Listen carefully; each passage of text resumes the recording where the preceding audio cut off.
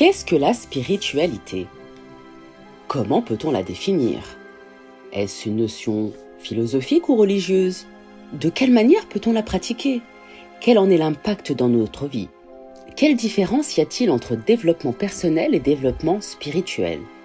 Bonjour, Salem, je suis Keltoum Berami, l'organisatrice de ce sommet, et je suis heureuse de vous présenter cet événement d'envergure qui a pour mission sincère d'impacter les cœurs.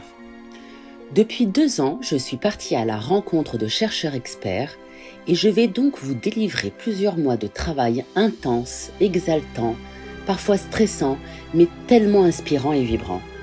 Si vous décidez de vous impliquer à 1000%, ces 9 prochains jours seront sans aucun doute pour vous le début d'une véritable aventure. Prendre ce temps pour vous sera à coup sûr un investissement pour appréhender un avenir plus en accord avec vous-même et vos convictions profondes. Alors, je vous souhaite bienvenue dans cette première édition de l'art de la spiritualité.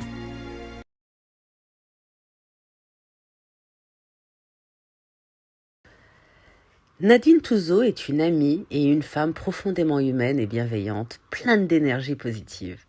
Nadine est net profiler et chercheuse en comportement des cybercriminels. Elle est également conférencière scientifique internationale en neurosciences et elle a aussi développé des théories sur les différenciations comportementales entre le réel et le virtuel. Elle a également publié plusieurs articles scientifiques aux États-Unis. Son approche scientifique sur le profilage lui confère la capacité de comprendre et de détecter les manipulateurs. Elle nous explique en quoi le terme de perverse narcissique est incorrect. Elle nous donne aussi les clés pour savoir détecter certains profils se disant spirituels et comment et pourquoi une personne devient manipulatrice. Elle nous donne de précieux conseils pour se protéger des manipulateurs et protéger les plus influençables. Je vous laisse en bonne compagnie avec Nadine Touzeau sur la manipulation et le narcissisme. Bonjour Nadine, merci infiniment d'avoir répondu à mon invitation pour cette interview sur le sommet de la spiritualité. Je suis vraiment honorée, très heureuse que tu aies pu accepter. Et puis, on va parler un petit peu du narcissisme, de la manipulation. Bonjour Keltoum, eh bien, l'honneur est aussi pour moi, que tu aies pensé à moi, que tu me fasses intégrer dans cet événement que je trouve vraiment très instructif, très intelligent, qui va, je pense, aider énormément de personnes. Oui. C'est tout toi, ça, donc je suis très honorée d'être là pour toi aussi. Merci beaucoup, Nadine. Alors, je vais te poser la première question. Dans cette thématique sur le narcissisme et la manipulation, peux-tu nous définir ce qu'est réellement, en fait, la manipulation, le narcissisme, la perversion? Ont-ils un lien ensemble? Peux-tu nous définir ce que c'est, s'il te plaît? Alors, c'est une question qui est très intéressante parce qu'en France, on a tendance à mélanger pervers, narcissique. Je l'ai expliqué dans plusieurs vidéos et je crois même articles scientifiques qu'en fait, un manipulateur, c'est un manipulateur, et je vais m'expliquer après pourquoi et quelles sont les différences de manipulation, les formes que moi j'apprécie et que j'ai constatées sur le terrain. Un pervers, c'est quelqu'un qui a tendance à prendre plaisir de faire du mal à autrui, ça peut être physique, moral. La perversion, c'est quand même quelque chose qui est assez poussé, hein, où on va avoir des attitudes et des comportements qui sont quand même très dérangeants, très violents, dans les propos, dans les actes, mais il y a un côté jouissif de la personne qui fait cela. Mm-hmm. Il m'a dit après, narcissique. Alors, narcissique, c'est voilà, je m'aime. Je m'aime et je m'aime que moi. donc, en gros, c'est une personne où tout est centré sur elle, tout est tourné sur elle, tout est orienté sur elle, il y a énormément de valorisation. De nos temps, par rapport aux selfies, par exemple, ceux qui n'arrêtent pas de se prendre en selfie, et encore plus aujourd'hui avec tous les outils et tous les moyens de modifier son image, d'enlever quelques rides, d'améliorer le maquillage ou que sais-je. Bon, là, on est en plein dans du narcissisme, par exemple. Ceux qui ont tendance à faire beaucoup ce genre de choses, se cacher derrière une façon d'améliorer encore leur image pour s'aimer encore plus, pour s'apprécier encore plus, pour X et Y raison, mais en gros, je m'aime. C'est un peu ça, le narcissisme. Donc, ce sont 3 types de profils différents. Alors, sur les manipulateurs, moi, j'aime beaucoup les méthodes anglo-saxonnes. comme je l'ai expliqué dans quelques vidéos, c'est-à-dire qu'il y a 3 types en gros de manipulateurs. Il y a le manipulateur en soi, dit classique normal, si je puis me permettre l'expression. Et après, on a le manipulateur pervers, donc on rejoint le mot de pervers de tout à l'heure, et le manipulateur pervers à déviance sexuelle. Alors déjà, quand est-ce qu'on manipule? C'est déjà la première question. Oui. Bien, on manipule quand on commence un peu à faire du mal à quelqu'un. Il y a plusieurs formes de manipulation. On va imaginer, par exemple, un de nos enfants qui va aller nous faire des yeux doux pour avoir un tour de manège ou une sucette ou un câlin. Enfin, quoi qu'il n'y a pas besoin de ça, mais pour avoir un câlin. Je veux dire quelque chose, un jouet, par exemple. Bon, ils vont un petit peu nous manipuler de séduction, de charme. Dans la séduction et le charme, il y a un petit peu de manipulation. C'est très anodin et ça doit rester anodin. Donc, ce type de manipulation-là, c'est pas méchant, on fait pas de mal à l'autre, on exprime à travers un comportement l'envie de quelque chose, le besoin de quelque chose, parce que visiblement, on en a d'une part très envie, mais de l'autre côté, en face, on n'a pas bien compris qu'on avait beaucoup envie, en fait. Donc ça, c'est pas méchant, parce qu'on fait pas de mal. À partir du moment où on commence à faire du mal à quelqu'un et qu'on jouit de faire ce mal-là, c'est-à-dire qu'on prend un plaisir fou de faire du mal à quelqu'un, là, on devient manipulateur. Et c'est là où cette méthode anglo-saxonne commence. Elle intègre un process en anglo-saxon que j'adore et que je pratique depuis des années et ça marche très, très bien dans la détection, mais aussi pour soigner, entre guillemets, les gens de ça, parce qu'il faut les nettoyer de ces choses-là. Sinon, ils ne s'en sortent pas bien dans la vie et ils les attirent toujours. Donc là, c'est par exemple, je critique quelqu'un dans le travail et ça me fait plaisir de voir que j'ai fait du mal à cette personne à force de la critiquer. Voilà, c'est ça l'exemple. Là, on est au premier niveau. Quand ça devient pervers, c'est que, par exemple, je disais dans une vidéo, j'aime bien prendre cet exemple, c'est comme si tu prenais la tête de quelqu'un, tu la mets sous l'eau, cette tête-là, et tu te débats au début. C'est pas bien, tu te débats. Donc, tu ressors, non, mais je voulais pas te noyer. Si, tu voulais te noyer, tu m'étouffais. Mais non. Puis, on recommence, tu finis par s'habituer à voir ce rythme-là, en prenant peut-être sa respiration ou quoi aux caisses, parce qu'on a l'habitude que cette personne nous matraque et surtout, on se remet soi en doute. Oui. Et finalement, oui, je suis peut-être fait pour respirer sous l'eau ou je mérite peut-être qu'on mette la tête sous l'eau et ainsi de suite. Je la fais très courte parce qu'on n'est pas sur une formation de manipulation, mais en gros, c'est ça. Donc là, il y a une forme de perversion, de faire du mal à l'autre et d'en être satisfait, d'en prendre plaisir, d'en jouir de cela. Dire, je suis content, j'ai le dessus sur l'autre. L'autre finit par douter de plus en plus, donc du coup, il se relâche et il est moins combatif, mais il est complètement perdu. Il a besoin de savoir qui il est, où il habite, etc. etc. Et la déviance sexuelle, c'est des addictions sexuelles qui sont très poussées, qui peuvent aller vraiment très loin. On parle de satanisme de nos jours, alors que ça existe depuis très très longtemps. Sauf qu'on n'osait pas en parler, eh bien, ce côté, ça peut aller jusque-là. Ça peut aller sur des serial violeurs, des serial killers, mais qui ont des façons, des pratiques qui touchent, par exemple, aux organes sexuels ou tout ce qui est lié à une féminité, par exemple, ou plutôt le côté viril, même s'il y a très, très peu de serial killers femmes. Donc là, c'est quand c'est lié vraiment le côté sexualité. Donc voilà, en somme, comment je vois les choses. D'accord. Donc, y a-t-il, peut-on dire en fait qu'un pervers en fait est obligatoirement narcissique, le terme qu'on entend tout le temps, qui est devenu dans le langage courant, le pervers narcissique manipulateur. Est-ce que le terme est juste? Alors, pas pour moi. Donc, manipulateur peut devenir pervers. Un pervers peut être narcissique, mais pas obligatoirement. Il peut ne pas s'aimer.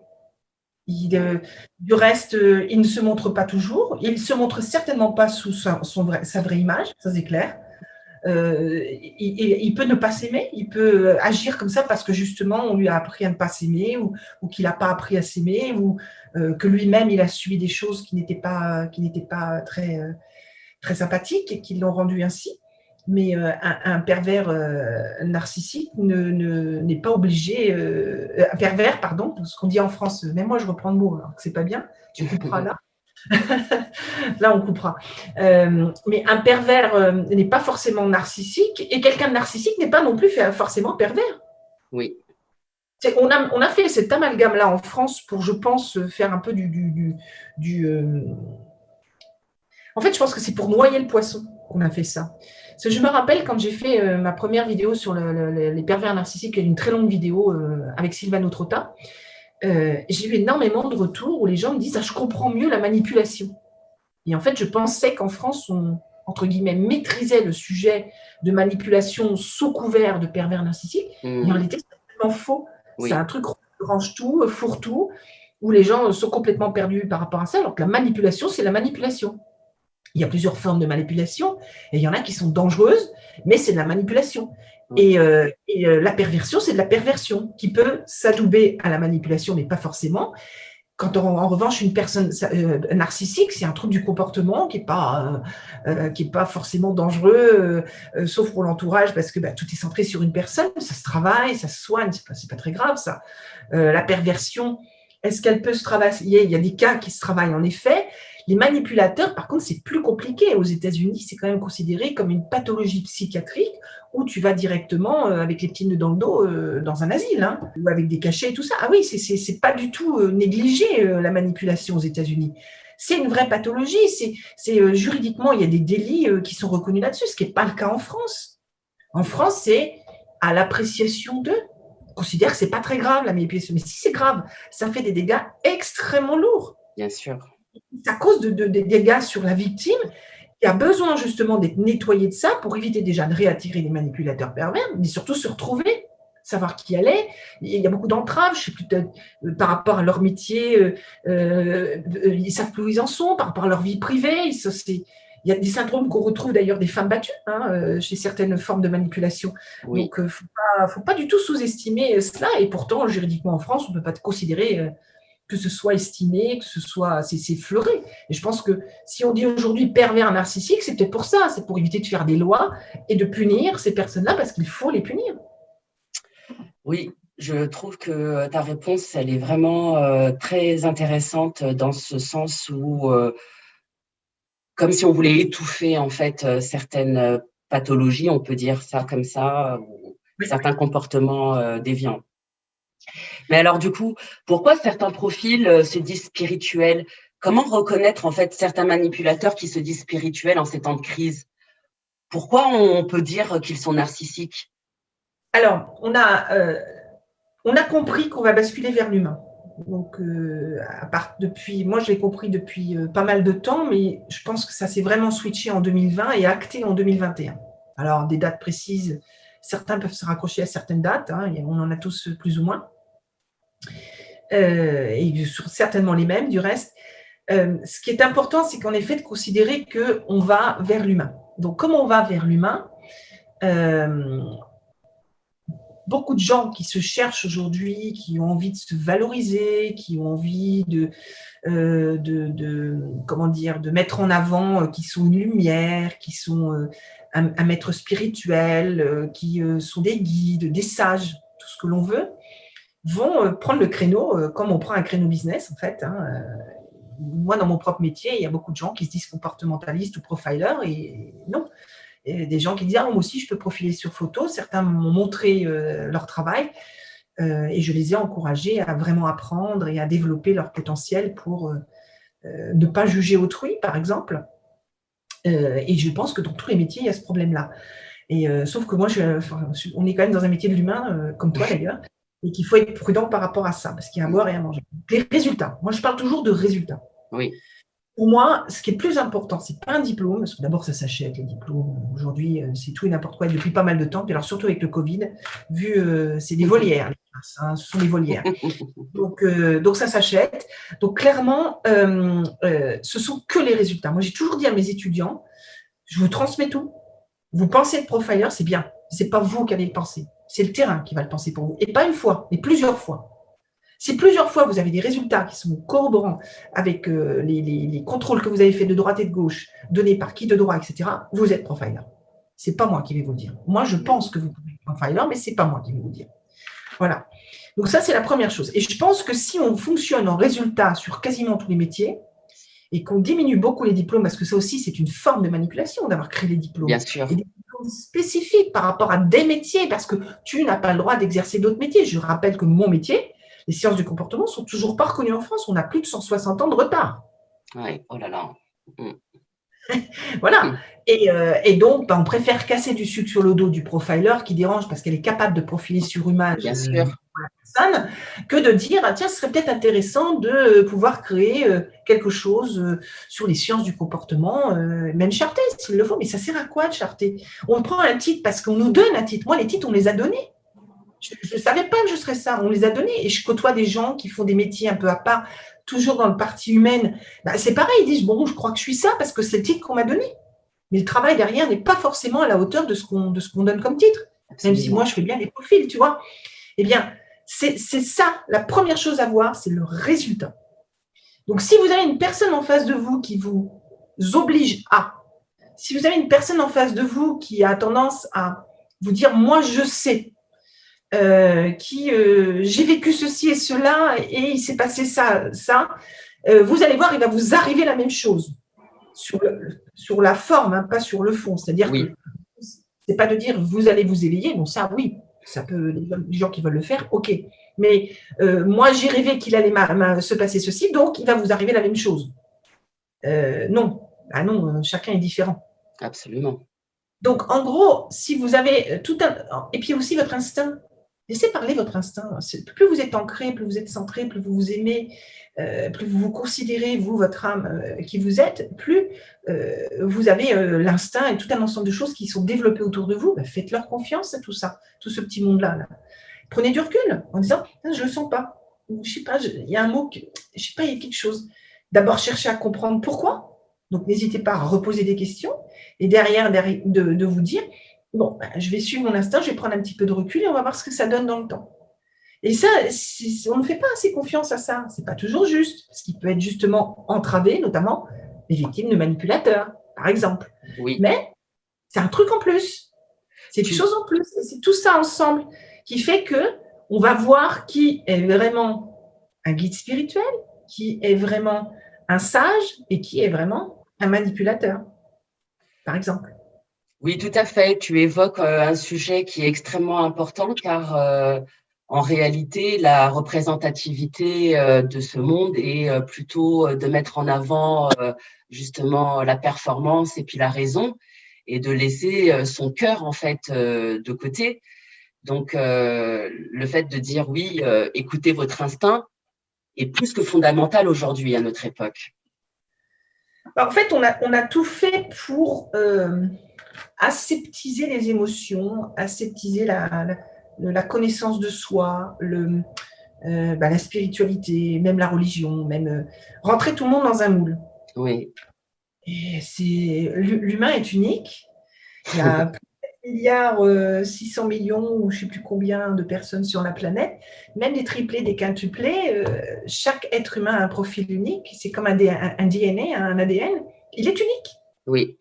Donc, on ne peut pas ranger des gens dans une case. Ce qu'on a fait depuis je ne sais plus combien d'années, qui est une forme de manipulation là encore, absolument. Et même de perversion, quand on voit ce que ça aboutit de faire. Là, on est vraiment sur la perversion. C'est pas du tout comme ça que ça se passe en fait pour un être humain. On est chacun différent, on a nos propres émotions, nos propres aspérités, nos propres envies, notre façon de vivre, notre histoire, y compris dans nos autres vies. Notre karma, on est doté d'énormément de choses que je pense même, on n'a pas grand-chose, on n'a pas découvert grand-chose de tout ça. Moi, je pense qu'on va encore en découvrir beaucoup et on ne sait pas utiliser toute cette richesse-là parce que tout a été fait pour nous ranger. Alors voilà, tu travailles à telle heure, tu dois mettre l'enfant à la garderie, puis c'est tel type de garderie, et tu dois suivre tel cours à l'école, et c'est toujours les mêmes cours qui sont truffés de mensonges, hein, du reste. Hein. Je dis ça pour ma propre histoire. J'ai découvert que sur Napoléon, on mentait dans les livres d'histoire. J'avais 13 ans. Je vais sur mes 56 ans, moi je ne cache pas mon âge. Donc imaginez, ça fait un bail que j'étudie Napoléon, que je lui suis loyale depuis cette époque-là. Pourquoi ? Parce que j'ai découvert l'homme qui était à travers ma propre instruction, mes propres analyses, et certainement pas à travers les mensonges des livres d'histoire à l'école. Ouais, c'est vrai. Et tout est comme ça, et tout est comme ça. Donc on nous manipule l'esprit, on nous oblige à rentrer dans des cases, on nous oblige à penser comme ça. Alors pareil. Le libre arbitre, surtout, il faut être dans le politiquement correct. Mais il est où notre libre arbitre ? Moi, si j'ai envie de dire à quelqu'un, non, je ne suis pas d'accord et ça ne me plaît pas du tout et je vais faire autre chose ou je te propose de faire autre chose, de rentrer en confrontation, c'est ça la confrontation. Ah mais non, on n'a pas le droit. Mais si, c'est ça la confrontation. Parce que ce n'est pas un conflit forcément, et quand bien même un conflit, ce n'est pas forcément mauvais non plus. Ça permet de confronter des idées différentes. Eh bien, c'est comme ça souvent qu'on arrive à créer des nouvelles opportunités, de créer des nouvelles choses, des nouvelles pensées, etc. Et on évolue des deux côtés, des trois côtés, et ainsi de suite. On évolue parce qu'on a appris. On a appris sur soi. Tout ça, non, c'est prohibé à l'école, tu fais comme ça, comme ça. Alors là, le comble des horreurs, depuis cette supercherie de pandémie, on met les enfants dans les écoles, dans les cerceaux, dans des cages, dans je ne sais pas quoi. Oh là là là là. Mais moi, j'aurais un enfant aujourd'hui, c'est très clair, il ne va pas à l'école. Il ne va pas à l'école. Pas dans ces conditions. C'est hors de question. C'est hors de question. Ce que tu décris ressemble beaucoup en fait au contrôle mental. La manipulation des foules, le contrôle mental. Alors, c'est une forme de contrôle mental, mais je pense que ça va beaucoup plus loin que ça parce que le contrôle mental est temporaire. Si tu veux, je veux contrôler quelqu'un mentalement, c'est temporaire. Je veux avoir la main mise sur la personne, c'est de génération en génération. Il y a une nuance. C'est-à-dire que le contrôle mental, en plus, tu vas utiliser 1, 2, 3 techniques et c'est un environnement assez clos. Là, c'est mondial. Regarde les publicités. Regarde ce qu'on apprend à l'école. Regarde ce qu'on nous oblige à faire. On est quasiment tous dans le... Enfin, pas moi, mais ceux qui sont sortis du système ne sont pas dans ce mood-là. Mais tu dois partir en vacances tant de semaines. Et puis, c'est bien de partir tous en même temps. Et puis, c'est encore mieux de faire toujours la même chose. Et puis, tu achètes la même lessive parce qu'on t'a dit sur la télévision que c'est la super lessive du siècle. C'est que de la manipulation comportementale. Depuis des années, nous sommes manipulés comportementalement. Depuis des années. Par tout un tas de systèmes. Je l'ai mis dans mon livre, Net Profiling, comment appréhender les cybercriminels, qui est la deuxième version, puisqu'il y a eu une première édition qui a été faite, est sortie en 2015. Je l'ai mis dans des articles scientifiques. C'est la télévision qui a créé cette manipulation, mais pas à l'origine. À l'origine, c'était plutôt de l'information. C'est par la suite, on a utilisé ça pour commencer à bien orienter et manipuler les gens. Et donc avoir le contrôle, non pas d'une ou d'un groupe de personnes, comme dans des sectes, par exemple, mais de tout un univers. Oui. Ouais. C'est pire. Ça va beaucoup plus loin. Parce qu'il y a des cultures différentes. Il y a des façons de penser différentes. Oui. Tout le monde n'a pas accès à la télé de la même manière. Pourtant, ils ont réussi à faire certaines choses dans quasiment tous les pays. Et beaucoup se sont détachés. Ceux qui réussissent le plus, c'est ceux qui n'ont plus cette télévision. C'est vrai. Ceux qui aujourd'hui s'en sortent, qui ne sont pas malheureux. Bon, on est peut-être frustrés parce qu'on ne peut pas aller prendre un verre dans un bar, mais ce n'est pas grave, on prend un verre avec des potes ailleurs. Hein. On s'adapte. Et encore, c'est le 1er février aujourd'hui. J'espère bien que la désobéissance civile va reprendre son droit parce qu'en fait, le droit humain est plus fort que la loi. Oui. J'ai le droit de vivre, j'ai le droit de respirer comme je veux, j'ai le droit de faire ce que je veux, j'ai le droit de ne pas être manipulé. Oui. C'est un droit. Moi, mon corps ne supporte pas ceci et cela, c'est un droit. Mais si la peur prend le dessus, mais il n'y a plus de droit. Ah non, on a dit qu'à la télé, on a dit que... Tu respires bien sous ton masque? Ah oui. T'es sûr? C'est bizarre, t'es un peu malade. Oui, la manipulation, oui, absolument. C'est la manipulation de l'inconscient collectif, quoi. Heureusement que certaines personnes ne le sont pas. Ça va plus loin parce que pour moi, c'est vraiment lié aussi au comportemental. Tu sais, 80% de la communication environ, peut-être même plus, est non verbale.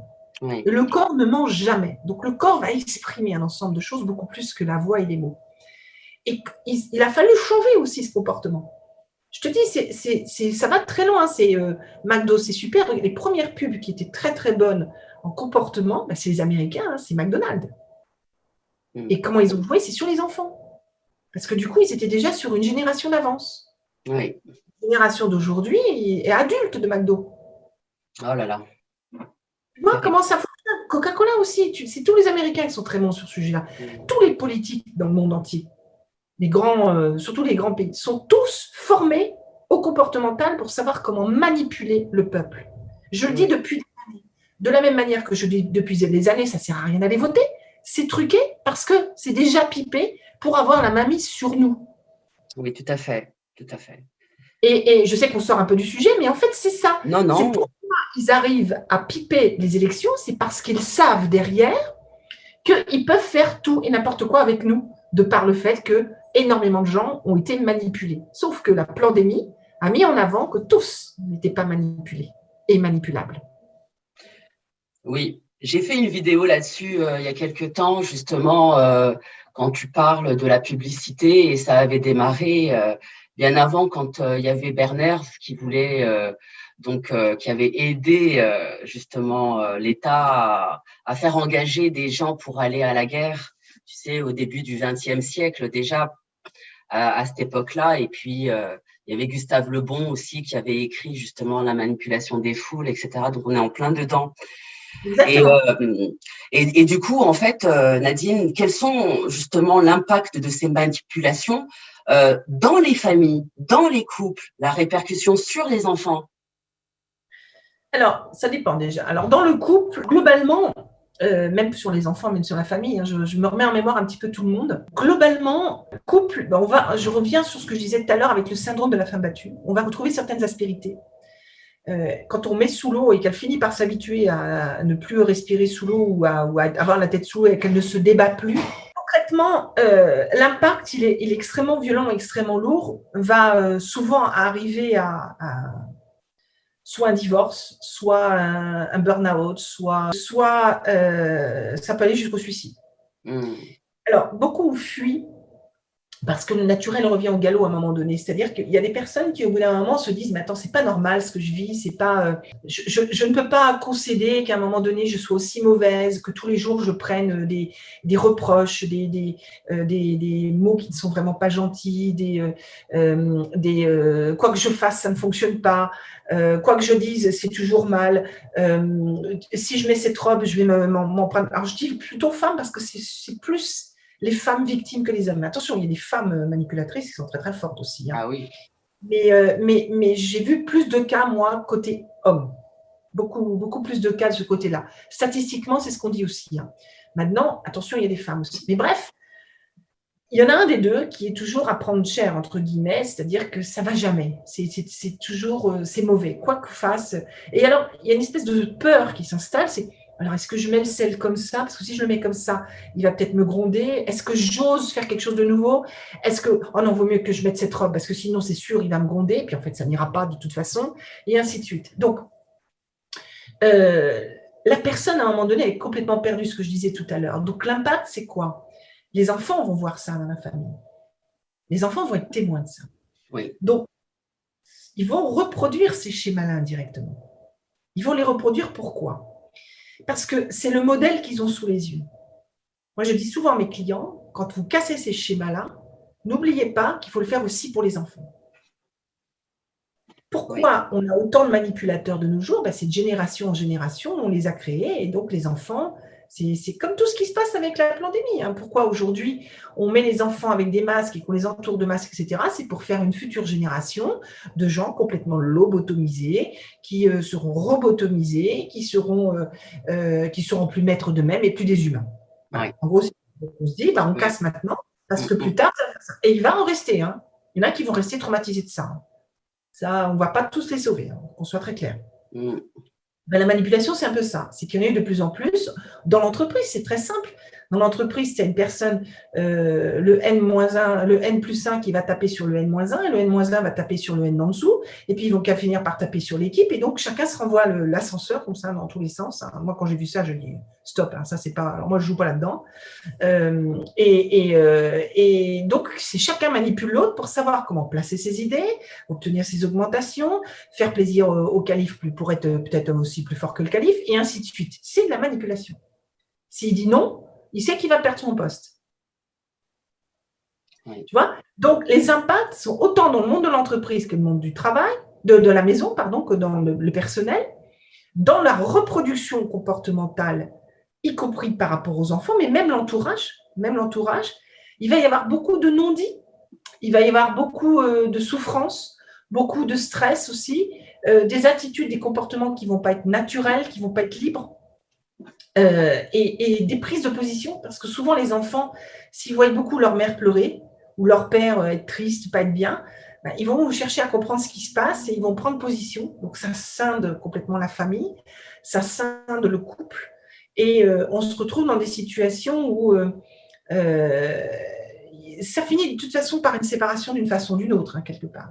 Eh oui, eh oui. Parce que soigner un manipulateur pervers, lui, il a du mal à comprendre qu'il est manipulateur pervers. Pour lui, il est normal. Même s'il sait qu'il fait des choses pas bonnes, il est normal. Moi, je ne soigne pas les manipulateurs pervers, personnellement. Je ne m'en occupe pas. Je ne m'occupe que des victimes. Ouais. Parce que c'est compliqué de faire comprendre à quelqu'un qui a un schéma comme ça ancré. Oui, et puis, oui. c'est une déviance. Hein. Ce sont des déviances psy plus que comportementales. Donc là, on est vraiment, encore une fois, sur une pathologie psychique. Hein. Donc, Absolument. c'est pas mon domaine. C'est pas du tout mon domaine. Et moi, je ne pense pas qu'il y ait vraiment de technique. Alors, il y en a peut-être hein, pour les soigner, et j'espère qu'il y en a. Mais aux États-Unis, c'est les petits nœuds dans le dos. Hein. Donc, ces enfants-là, il faut casser ce qu'on appelle dans notre métier, on appelle ça casser le schéma. Parce que soigner l'un des deux parents, ce n'est pas un problème, mais il faut penser aux enfants. Parce que les enfants, c'est le modèle, les parents. On n'y pense pas beaucoup. Hein. Comment? Pardon. Les gens n'y pensent pas réellement l'impact sur les enfants. Non, mais je le fais systématiquement parce que quand on fait ça par rapport aux parents, moi, j'inclus toujours les enfants. Je demande toujours aux relations des enfants, quel que soit l'âge. Hein. Ce n'est pas une question d'âge. Même petits-enfants. J'ai même des cas de petits-enfants. Et donc, quand on fait ça, alors, c'est un travail. C'est un travail qui marche très bien parce qu'après, c'est success story en tout. Hein.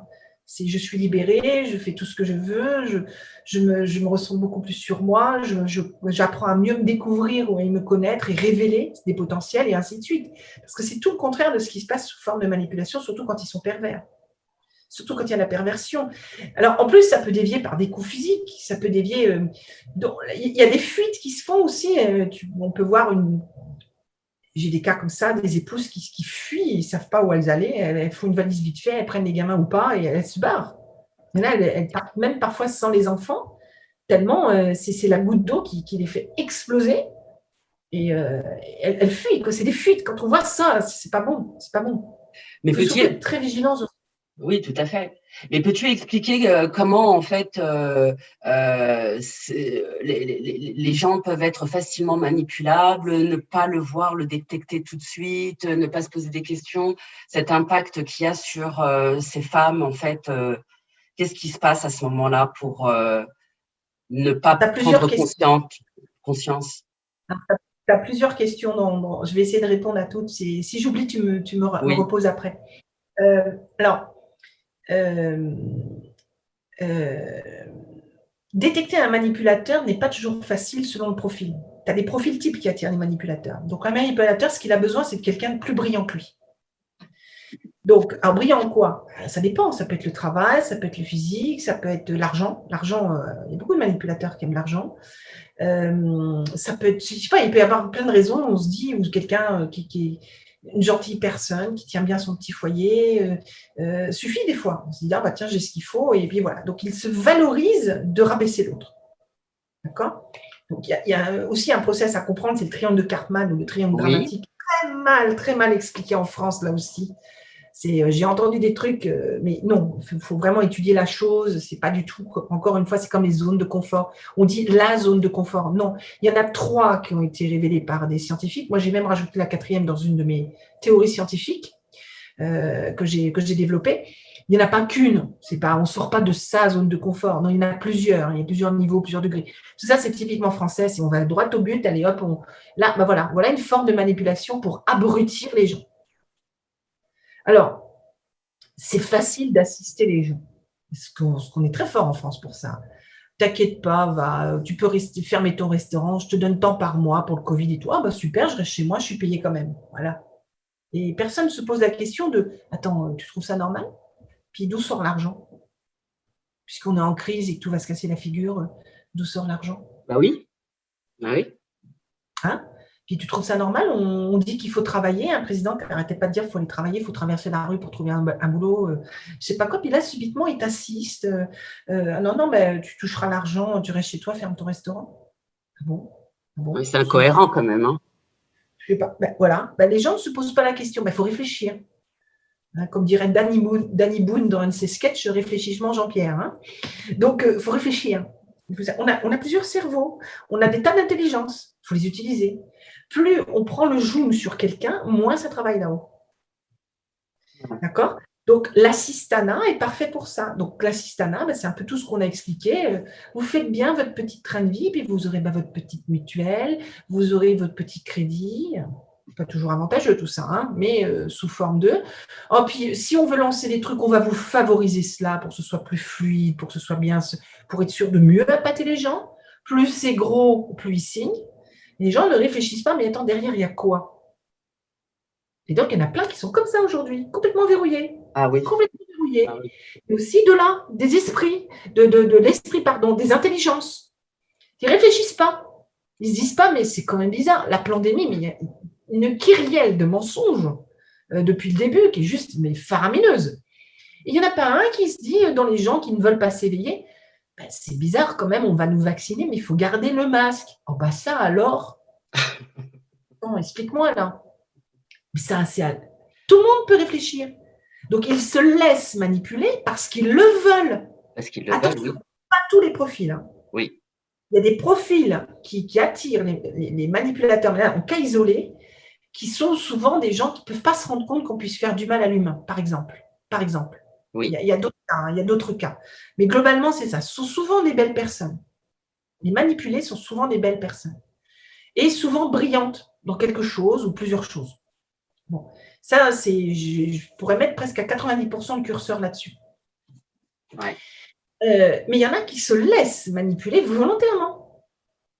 Comment dire aux gens depuis des années qui voient la télévision et qu'ils votent pour un homme politique qui doit manager un pays, de leur dire « Mais attendez, c'est juste du mensonge tout ça. On vous raconte que des bêtises. Sortez dans la rue. » Tout le monde a vécu un cas qui a été dit dans une télévision, dans une émission de télé ou un journal télé, de façon totalement différente de ce qu'il a vécu. Tout le monde a connu ça dans sa vie. C'est pas possible autrement. Bon. À partir du moment où là, il y a ça, on peut se remettre en question et se dire, c'est bizarre, tiens, là, finalement, on nous ment peut-être. On a des tas d'intelligence qu'il faut utiliser. Ouais. C'est des tas de potentiels qu'il faut développer. Parce que, par exemple, dans la spiritualité, c'est quelque chose qu'on utilise aussi. Eh bien, c'est ce qu'il faut faire aussi dans la vie de tous les jours. C'est de se poser des questions. Et vous faites votre propre jugement. Vous décidez vous-même de la réponse, de votre vérité. C'est est-ce que ce que l'on nous dit, ce que l'on fait depuis là, on est en plein dans un cas extraordinaire, hein, parce que c'est le cas du siècle. Hein, c'est vraiment le cas du siècle. Hein. Je crois que c'est même le cas de tous les temps. C'est la plus grosse supercherie qui ait jamais existé.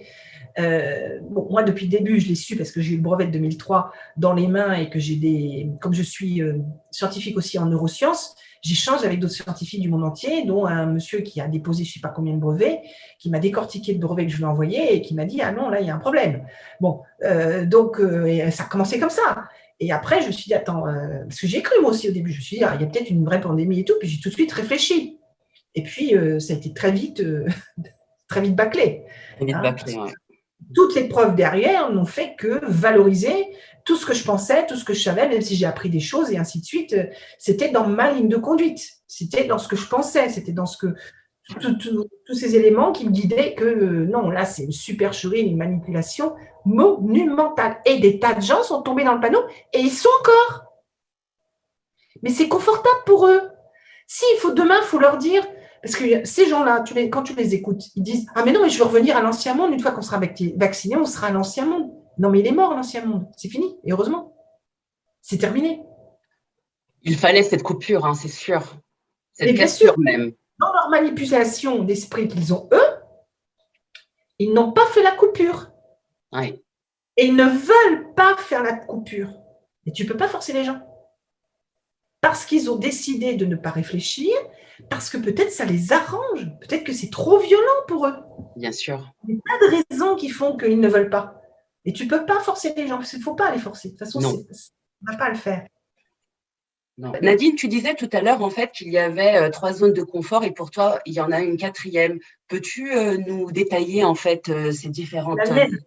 les 3 déjà, parce qu'on n'en connaît qu'une seule. Tu as 1, 2, 3 ou ABC. Donc la 1, c'est quand tu es dans l'intimité, ce qu'on appelle l'intimité, où là, tu vas te lâcher complètement. Tu vois le geste que je fais là, tu Oui. vas te lâcher complètement, t'es relax, t'es bien, t'es confort, tout va bien. Donc c'est souvent le couple, la famille ou ton cocon chez toi. C'est ton univers qui est vraiment toi, quoi. Après, tu as celle, on ne voit pas avec la caméra, mais celle, on va dire, qui va au bout de la main. Tu tends la Oui. main. Donc c'est souvent celle du travail, des habitudes de vie, c'est-à-dire que tous les jours, tu vas chercher ton pain, bah, ça peut être ta boulangère. Des choses qui sont récurrentes, en fait, journalièrement ou hebdomadairement. Ça dépend. Mais en gros, c'est ça. Puis il y a l'autre qui est bien au-delà de la main, de la zone de la main, par exemple, tu vas au cinéma, tu rencontres une personne, tu passes un bon moment, tu ne la reverras jamais, mais voilà, c'était sympa. Ou une autre, tu t'enguirlandes parce que, je sais pas, il y a eu un accident ou je sais pas quoi, et vous la reverrez jamais. Bon, voilà, c'est la zone 3. Alors, de la zone 3, on peut passer en 2 et 1,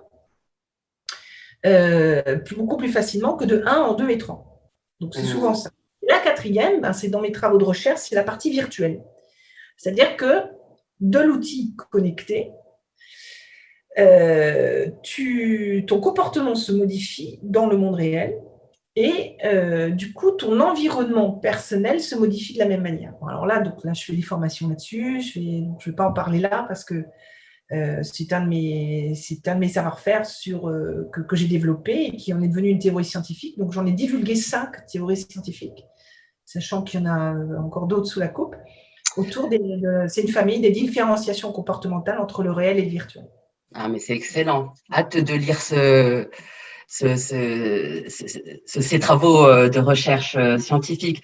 Donc, d'où le fait que les gens sont plus facilement en fait manipulables, ce que tu disais tout à l'heure par rapport à qu'ils ne veulent pas s'éveiller, mais c'est un choix aussi.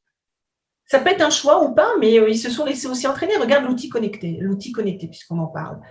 Il faut que tout le monde ait un smartphone aujourd'hui. Si tu n'as pas un smartphone, c'est compliqué pour la plupart des gens. Mais il y en a qui n'en ont pas, qui ont juste un téléphone. Parce qu'à l'origine, c'était pour téléphoner. Aujourd'hui, c'est pour chatter, pour faire plein de choses. Mais tellement pour téléphoner, pour certains. Bref, c'est un outil qu'on a développé, qu'on a presque imposé. Ça, c'est de la manipulation. Mais tu laisses tous ces enfants qui sont addicts aux outils connectés. On les a complètement déstructurés, détachés de la nature. Oh là là. Des simples. Quand tu regardes, nous, on faisait des jeux de société entre nous, ça nous réunissait dans la famille. Oui. Les gamins, maintenant, GameCube, je dis GameCube, je suis peut-être à la ramasse, j'ai des grands-enfants, moi. tous les jeux là, sur les téléphones ou ailleurs. Il y a TikTok, Snap. Oui, voilà. Bon, en plus, c'est cyberattaquable d'enfer. En plus, ces trucs-là, c'est juste même pas protégé. Bref.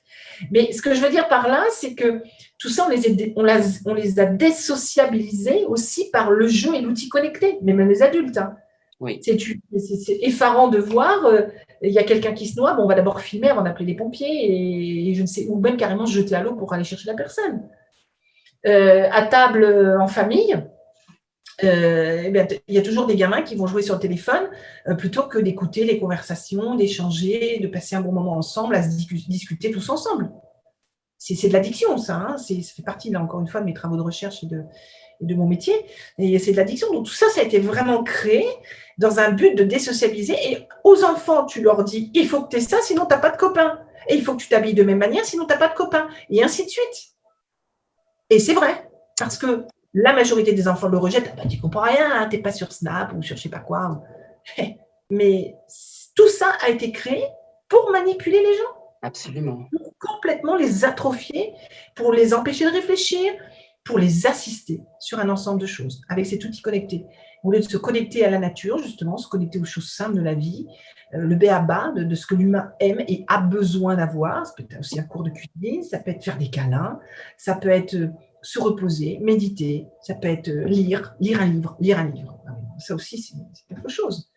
Lire un livre, je ne sais pas moi, tout ça a vraiment été conditionné pour de génération en génération pour en arriver à être des robots humains avant d'être des robots humanoïdes, des futurs mélanges de machines et de chair dans l'avenir. Et oui, alors là, tu nous expliques en fait c'est une bonne transition par rapport à la prochaine question que je voulais te demander. Est-ce que tu peux nous donner des conseils justement pour nous protéger, nos enfants? Comment on peut se protéger des manipulateurs, de la perversion? Alors, se protéger des manipulateurs, c'est déjà savoir si on les détecte ou pas. Oui.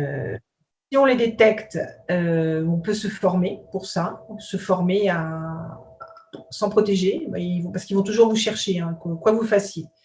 À partir du moment où vous vous formez, que vous faites en sorte qu'ils s'éloignent de vous, déjà de les détecter et de savoir comment répondre, là, vous serez bien protégés tous. Ensuite, ne pas créer des manipulateurs, c'est de vérifier dans son environnement qu'il n'y en ait pas. Oui, mais est-ce que tu peux, C'est la excuse-moi fermeté, Nadine, je dirais, de l'éducation. donc tout ça sera coupé là, jusqu'à là. Donc, Ok. Oui, je me doute. Ok, alors, les signes pour les détecter, alors souvent, ils sont enjôleurs. C'est-à-dire qu'ils vont vous encenser. Ils vont s'intéresser à votre environnement de façon très précise, à vous enjôler. Il ne faut pas rentrer dans le jeu déjà, pour commencer. C'est pourquoi vous me posez trop de questions, je ne vous connais pas, pourquoi des questions parfois intimes. Ils vont beaucoup, oh, vous êtes beau, oh, vous avez une belle voiture, oh, quel beau métier, oh, je ne sais pas. Bref, tout ce côté enjôleur qui est souvent l'approche du manipulateur. Ensuite, c'est aussi une personne qui va avoir tendance à vouloir toujours vous voir. Mais dans le genre, vous aurez envie de l'inviter comme le meilleur ami de la Terre, en vous disant, mais il est vraiment intéressant, parce que c'est quelqu'un qui va vous montrer qu'il a un fort savoir. Mais quand vous creusez, en fait, il n'y a pas grand-chose. Ou que sur certains sujets. Et il va s'imposer, entre guillemets, dans votre vie. Vous aurez toujours envie de l'inviter comme le meilleur pote des barbecues, pour vous rendre compte au bout de 3-4 fois que finalement, il faut vraiment le sortir de là parce qu'il va pomper les informations de tout le monde. Il va vraiment les pomper. Et il va puiser un ensemble de choses. Et il va se targuer de connaître un tel, comment dire, de savoir faire ceci et cela, de se vanter de ce qui n'est pas. Bref, tout va être du mensonge. Mais pour alimenter ce mensonge, il va chercher à comprendre qui vous êtes pour voir comment mieux rentrer dans vos failles. oui. Donc ça, c'est propre de tous les manipulateurs. Donc, quand vous voyez ce genre de choses-là, hop, protection, stop. T'entends, pourquoi tu me poses ces questions? Pourquoi il est toujours en train de me tourner autour?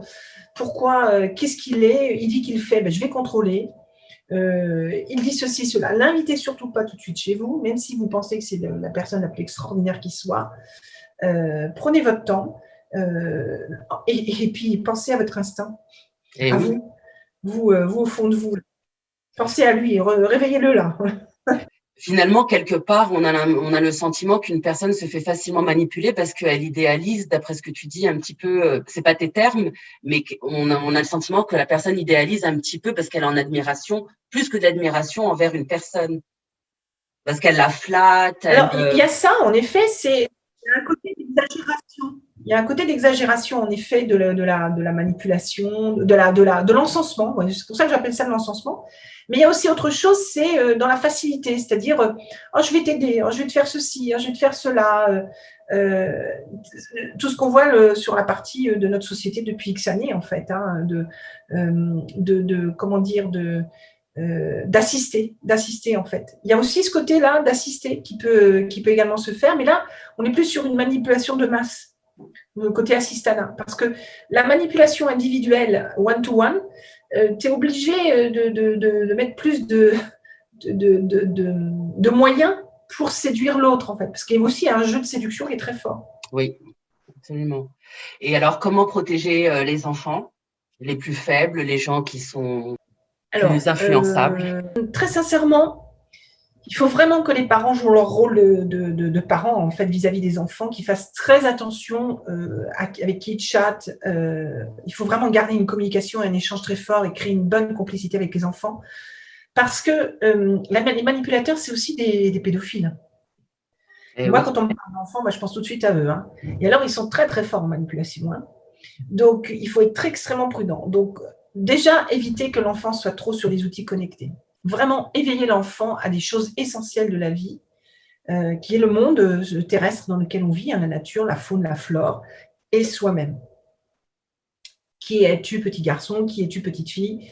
Quels sont tes potentiels, tes qualités? Quand tu deviendras grand, ceci, cela. Donc, un énorme partage, échange. Reprendre une éducation vraiment très proche des enfants et non pas oh ben, je le fous devant la télé ou je le fous devant son jeu, comme ça je suis tranquille. Franchement, je sais que j'ai passé pour une maman dure de dire ce genre de choses, mais Pas du ça tout. ne les empêche pas de jouer. Bon, d'accord, ça ne les empêche pas de jouer, hein, c'est pas ce que je suis en train de dire, mais d'équilibrer ça de façon à ce que ce soit d'abord pas beaucoup, parce qu'il y a de l'addiction, et que ce ne soit pas tous les jours, Ouais. et de recentrer vraiment les partages des repas ensemble, des balades ensemble, des films, même voir un film ensemble, même d'échanger, discuter, n'importe quoi, jardiner, si on peut.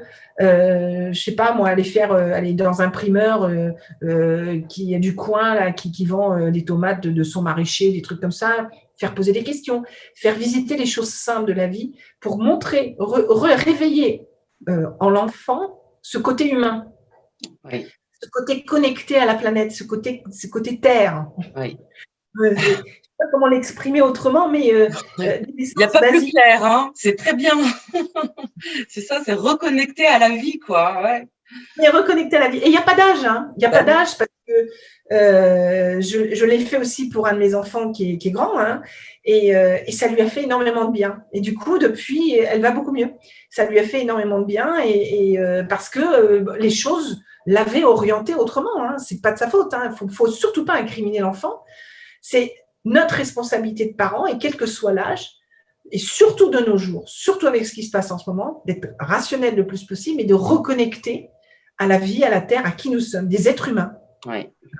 Et qu'on est fait d'émotions, d'intelligence, de culture, de savoir, de plein de choses. Eh bien, ça ne se réduit pas, et je dis bien réduit, à un outil connecté pour faire je ne sais quoi. Ça ne se réduit pas à un langage non châtié, du reste, diminué. Alors, on va me prendre pour une vieille abrutie, ou une vieille je ne sais pas quoi, mais je prends bien le mot vieille. Hein.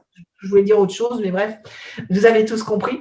Eh bien, je m'en fiche. Je m'en fiche parce que je sais, par rapport au cas que moi j'ai en face de moi, que c'est ce qu'il faut faire. Parce que si j'étais vraiment une vieille abrutie, je dirais que l'outil connecté, il faudrait complètement le prohiber de notre vie. Non, on ne peut pas laisser de côté les nouvelles technologies, les éléments. Puis c'est pareil, ça développe d'autres intelligences que d'utiliser l'outil connecté. Absolument. Il y a des métiers. Donc non, mais pour développer ces performances, justement, même dans ce métier-là, c'est bon de se recentrer à la Terre. C'est très, très bon. Et la Terre, avec tout ce que ça implique, tout, et de se rappeler qu'on a des tas d'intelligences. Hein, faut regarder les intelligences de Howard Gardner. Alors là, c'est pareil. Il y en a 8. Enfin, à l'origine, il y en avait 9, puis 8 et demi, 8. Donc, il y a 8 familles. Donc, c'est intéressant de les regarder. J'ai aussi proposé la 9e. Encore une de mes théories. Pour comprendre le monde. Bref, donc c'est une de mes théories. Et je pense que c'est très important de se rendre compte qu'on est doté de milliers d'intelligences, et pas que les intelligences scolaires qui va ramener dans le monde économique. Mais des tas d'autres intelligences, dont la spiritualité, dont l'éveil, dont sentir d'autres choses que vous trouverez probablement dans peu de livres, et se laisser porter par ça. Oui. C'est vraiment très, très poignant ce que tu es en train de dire, parce que sans ça, en fait, l'humanité n'est plus dans son origine réelle, en fait, dans sa définition de son origine réelle, quoi. Les humains, les animaux, les végétaux, les minéraux, on est tous liés, connectés les uns avec les autres, et le virtuel, c'est bien, mais c'est pas la réalité, quoi. Donc, écoute… c'est une réalité qui s'est ajoutée en termes de technologie, mais dans laquelle donc, nous vivons dans les deux mondes, mais ce sont deux mondes très différents, et notre comportement est différenciant dans le monde virtuel, mais parfois se reproduit partiellement dans le monde réel. Et notamment chez les pédophiles. Et le problème, c'est qu'on donne trop d'importance à ce monde virtuel. Et on le considère comme le monde réel pour la plupart des gens, à tort. Oui. Tu parles des minéraux, j'ai oublié également les minéraux, en effet. Donc et on est tous connectés, unis, et on ne fait qu'un quelque part ensemble. Ah oui. On est beaucoup plus fort. Absolument. Tout a été fait pour nous dissocier, justement, dans la manipulation. Ça aussi, nous diviser, chacun chez soi, j'ai fait une vidéo dernièrement sur les suicides, justement sur ce sujet-là, tout a été fait pour nous diviser et c'est purement de la manipulation. L'humain n'est pas fait pour être seul, c'est faux. L'humain n'est pas fait pour avoir un truc sur la bouche, alors que si on nous a construit comme ça, et je suis désolée, c'est qu'on n'a pas besoin de quelque chose sur la bouche, sauf quand on va dans un autre élément qui n'est pas un élément d'air, ou un élément où on ne peut pas, nous, où l'air est trop fort, ou voilà, bon, comme en montagne, ou même dans d'autres, je pense à l'espace, etc., etc. Bon, donc, et s'il faut respecter ça, il faut savoir d'où on vient, comment on a été fait, pourquoi on a été fait comme ça, et ainsi de suite, et rester à réfléchir là-dessus en se disant, mais pourquoi nous enquiquiner? Ça peut être provisoire. Et encore. Enfin, bon, je reviens sur les masques, c'est tellement ridicule que sur la boîte, c'est écrit que ça ne protège d'aucun virus. Ça, oui, on est d'accord. On est d'accord. Écoute, on arrive à la fin de cette interview et vraiment, si c'est pas sur la longueur, il y aurait tellement de questions à te poser encore et à discuter. Mais et je vais te poser donc une question que je pose à tous les intervenants de ce sommet, de la spiritualité, bien évidemment, qui est en quoi pour toi la spiritualité est-elle un art? Oui, alors c'est une question qui est, pour moi, qui est difficile, honnêtement, parce que je ne le considère pas comme un art. D'accord. Je ne considère pas la spiritualité comme un art. Je pense qu'on a tous en nous le potentiel de vivre sa propre spiritualité, qu'on peut partager avec d'autres personnes qui pensent la même chose que nous, hein, ou qui sont à peu près dans notre sphère. C'est un énorme plus. C'est un énorme… ça fait partie de nous déjà. C'est quelque chose qu'on ne peut pas dissocier, qu'on éveille ou pas. Oui. Mais qui nous permet d'être encore plus performants et de découvrir et d'apprendre d'autres choses que justement tout ce qu'on nous a empêché, tout ce qui a été fait pour nous empêcher de le faire. Dans la manipulation, justement, dans l'éducation, etc., etc. Et c'est un puissant fin. C'est aussi personnel, je pense, parce que chacun le ressent à sa façon, chacun le vit à sa façon. On a envie ou pas, d'ailleurs. Il y a des gens qui n'en ont pas forcément envie. Et pour ma part, c'est quelque chose qui, en plus de mon travail, hein, que j'ai mis des années aussi à développer, à découvrir, puisque mon travail est très cartésien et très technique, et que dans ce domaine-là, j'ai du mal à croire que ce soit cartésien et technique pour connaître des tas de gens qui sont éveillés, qui sont de diverses manières, hein, et avec lesquels on échange, on partage, mais un domaine pour moi, mais vraiment d'apprentissage.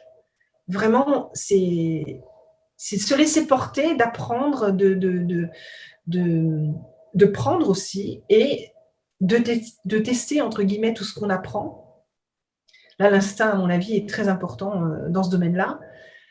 Et je ne vois pas ça comme un art parce que l'art, j'ai une autre vision de l'art, en fait. C'est peut-être le mot, hein, je ne sais pas. J'ai une autre vision de l'art. Pour moi, l'art, je le vois comme la plupart des gens, le côté… palpable d'un tableau, d'une sculpture, de quelque chose comme ça. Alors j'ai peut-être cette vision qui est peut-être accrue en ce moment parce que mon prochain livre est sur le profilage de personnes historiques décédées depuis très longtemps ou pas. Et donc, c'est sur des tableaux. Donc, vers une approche tableau différente, en fait. Et aussi sur des masques mortuaires. Donc, du coup, ça m'a fait changer ma façon de travailler, développer des potentiels dans mon métier. Donc, quand je parle d'apprendre, c'est ça. C'est aussi dans mon métier, hein, c'est dans tout. Mais du coup, je vois le tableau différemment maintenant. Et quand tu me parles d'art, moi, je peux l'associer à ça, si tu veux. Mais alors que la spiritualité, pour moi, elle est elle-même. Je ne suis pas sûre qu'on puisse vraiment lui donner une définition, même s'il y en a. Et elle est propre à chacun. Donc, est-ce que c'est son art à soi ? Peut-être pour certaines personnes. Moi, je dis que c'est quelque chose d'extraordinaire. C'est une richesse énorme qui nous permet de développer encore plus beaucoup de choses en nous, d'apprendre d'autres choses en nous. Là aussi, pour le coup, parfois un autre univers. Humblement. art, pour moi, est vraiment un mot trop… J'ai du mal avec ce mot tel que je le conçois moi. Hein. Je ne dis pas que ça n'en est pas un, mais ce n'est pas un mot qui me… Oui. Moi, je ne l'associe pas à ma façon de voir la spiritualité et dans comment je la pratique, comment je la vis, comment elle est en moi. Mais alors, entre parenthèses, justement, comme tu la vis, comment elle est en toi, justement, elle va avoir ses codes, elle va avoir ses normes, elle va avoir sa façon d'être, comment apprendre. Aujourd'hui, étant donné qu'elle se perd, les gens ne savent même plus qu'est-ce que ça veut dire et dans sa définition et dans sa pratique, puisque, par exemple, quelqu'un va dire ah non, non, il m'a fait du mal, il faut que je me venge, je ne retrouverai pas la paix tant que je n'aurai pas, du coup, en fait, eu cette vengeance. Et justement, le pardon qui n'est plus mis en avant, du coup, ça devient, tu vois, quelque part comme un art d'apprendre ça. Donc ça, c'est juste entre parenthèses, hein, je couperai tout ça, c'est un dialogue entre toi et moi. Tu vois ce que je veux dire? Et ouais, mais du coup… tu devrais garder ça, tu ne devrais pas le couper, tu devrais le garder. Je le comprends. Non, parce que c'est juste ta définition à toi, et puis tu pourras voir dans les autres, si tu auras le temps de voir les autres interventions, leur façon en fait de la définir, mais elle est tout à fait…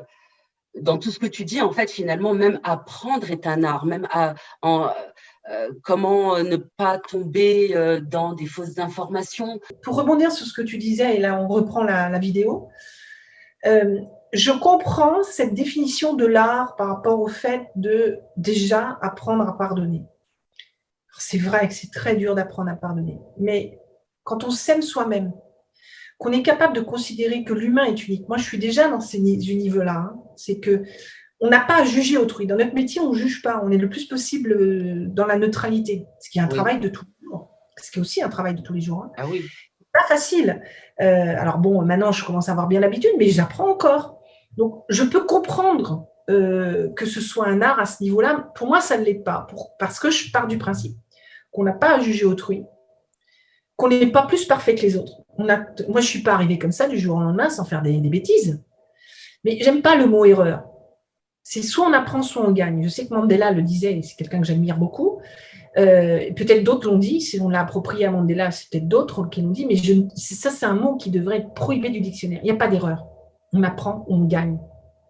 Donc, à partir du moment où on a ça dans la tête, l'art n'a plus la même dimension parce qu'on se dit, OK, je me suis trompée. C'est que je dis toujours à mes clients, rappelez-vous ou pas, parce qu'on ne peut pas toujours se rappeler, mais quand vous appreniez à marcher, qu'est-ce qui s'est passé? Vous êtes tombé, vous vous êtes relevé, vous avez recommencé, et ainsi de suite, et maintenant vous courez, globalement. Parce qu'il y en a qui ne peuvent pas courir, mais bon, globalement. Mais voilà, c'est ça la vie. C'est que c'est de toutes ces expériences, de toutes ces richesses, même négatives, on les transpose justement, tout ça, en positif, en richesse, en plus-value, en quelque chose qui nous permet de grandir de cela. On a le droit de se dire, non, finalement, je vais être rancunier, je vais me venger, et puis je me mets un coup de pied dans le mur, j'ai mal au pied, c'est de la faute du mur. Donc, on se laisse mourir comme ça, entre guillemets, parce que c'est une forme de mort, hein, quelque part, parce qu'on n'évolue pas, on ne se remet pas en question. Oui. Alors, oui, ça peut être un art, je peux comprendre ça. Pour moi, c'est oui, mais je peux comprendre. Mais en effet, il est extrêmement important de considérer que soi-même, on n'est pas parfait, que la vérité n'existe pas, c'est nos vérités à nous, et qu'à partir de ce moment-là, pourquoi juger autrui? Pourquoi se venger? On est qui pour se venger? On est qui, nous, pour se venger? Peut-être que c'est le miroir d'ancienne vie qui vient sur nous de se dire, mais tu as peut-être été ce que lui t'a fait aujourd'hui et que tu détestes. On te fait un effet miroir. C'est pour ça que plus on apprend à savoir qui on est, plus on est ouvert à comprendre qui on est, vers quoi on tend, et sans juger autrui, sans juger soi-même même, donc s'aimer encore plus, y compris son âme et ainsi de suite. Et je pense que peut-être qu'à un moment donné, on n'arriverait pas à cette définition de l'art. Je pense, hein, ça n'engage que moi, encore une fois. Parce que pour moi, l'art, dans ce domaine-là, à la limite, c'est des gens qui vont créer des nouvelles approches spirituelles. Là, je dis que c'est un art. Qui vont avoir découvert quelque chose et te le font partager. Et là, tu te dis, ouh, waouh, c'est quoi ça? Mais savoir pardonner, on peut l'avoir en soi à partir du moment où on diminue son ego déjà, pour commencer. Bah oui. Si, c'est l'ego, hein. L'ego est vraiment notre pire ennemi, hein, un de nos pires ennemis, qui crée beaucoup de manipulateurs. Mm. Les manipulateurs ont beaucoup d'ego, le narcissisme. Alors là, c'est dans toute sa splendeur. Les pervers. Alors là, l'ego, il touche aux trois. Là, on est bon. Ben, si moi, j'ai décidé que je suis le juge, moi, personnellement, la justice des tribunaux, puis je suis bien placée en plus pour le savoir, j'y crois pas. Hein. Avec n'importe quoi, on peut te foutre au tribunal et t'accuser de tout et sans preuve. Et en plus, t'inculper, sans preuve. J'en suis une victime, donc ça, j'y crois pas. Terminé. Depuis longtemps déjà. J'y crois pas. Bon, mais la justice divine, moi, j'y crois. Et elle me l'a prouvé. Oui. Et elle est toujours plus juste et meilleure que ce que nous-mêmes, on aurait pu faire. Alors, pourquoi mettre autant d'énergie à se venger, à chercher à incriminer qui que ce soit, à ne pas pardonner, et ainsi de suite, alors qu'on a sa route à tracer, c'est déjà pas mal, avec tout ce que nous, on a à faire comme travail là, et qu'on n'est pas meilleur qu'un autre. Si on a compris ça, je ne vois pas où est l'art. Après, je comprends que pour certains, ce soit difficile à faire. Dans une société de manipulés, pour moi, c'est logique. Oui, bah, écoute, merci beaucoup pour ton point de vue. On arrive à la fin de cette interview. Je reviens vers toi. Merci à toi. J'espère que ça t'a plu et que ça plaira à tous tes auditeurs. Oui, alors vraiment, j'aimerais tellement pouvoir continuer à partager avec toi et tu as tellement de choses à nous dire. On a tellement de disciplines aujourd'hui qui vont mettre en place des nouvelles théories, des nouveaux concepts pour pouvoir en fait formater l'humain, formater la représentativité, formater l'ego aussi pour pouvoir dire c'est une norme, c'est ceci, c'est cela. Et du coup, c'est vrai que pour moi, la spiritualité, elle est vraiment une chose qui est fondamentale, qui est magnifique parce que c'est vraiment revenir à son humanité et pouvoir déconstruire justement des nouvelles choses, ne serait-ce que psychologiques et de coaching où on met son ego en avant. Et détruire l'ego pour pouvoir laisser la place, en fait, de vivre nos propres besoins, de vivre notre vie, mais pas de manière, en fait, linéaire, unique, mais de manière horizontale et verticale. Eh bien, justement, pour toutes ces raisons-là, pour moi, c'est un art dans la mesure où je fais ce sommet-là.